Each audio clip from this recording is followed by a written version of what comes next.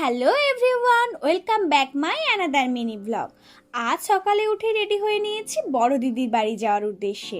আমি আমার পুচকু আর বর্ণিতা আগেই রেডি হয়ে গেছি।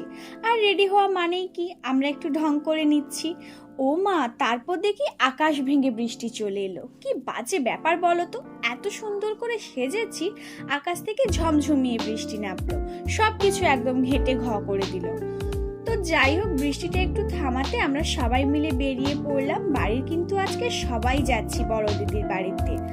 তারপর আমরা টোটো থেকে নেমে চলে এলাম ভুটভুটিতে চাপার জন্য। আর এই জিনিসটাতে চাপতে কিন্তু আমার ভীষণ সুন্দর লাগে। আর আজকের ওয়েদারটা দেখো গাইস, খুব সুন্দর ওয়েদার, আর চারপাশের ভিউটা দেখো, জাস্ট দারুণ। তো ভুটভুটি থেকে নেমে আমরা ফাইনালি অটোতে চেপে পড়লাম। আর জানো তো, অনেক রাস্তা জার্নি করে আমাদের কিন্তু সবারই খুব খিদে পেয়ে গেছিল। তাই অটো থেকে নেমেই চলে এলাম একটা মিষ্টির দোকানে কিছু খাওয়ার জন্য।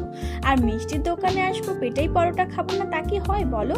তাই সবাই এক প্লেট করে নিয়ে নিলাম পেটাই পরোটা, যেটা আমার খেতে কিন্তু খুবই সুন্দর লাগে। তো পেটাই পরোটাটা খেয়ে দিদির জন্য নিয়ে নিলাম একটু মিষ্টি। তারপর ফাইনালি চলে এলাম দিদির বাড়িতে। আর এসেই দেখো, আমার যেটা কাজ হচ্ছে সেটা হচ্ছে আমার আরেক কুচকু সোনাকে আদর করা।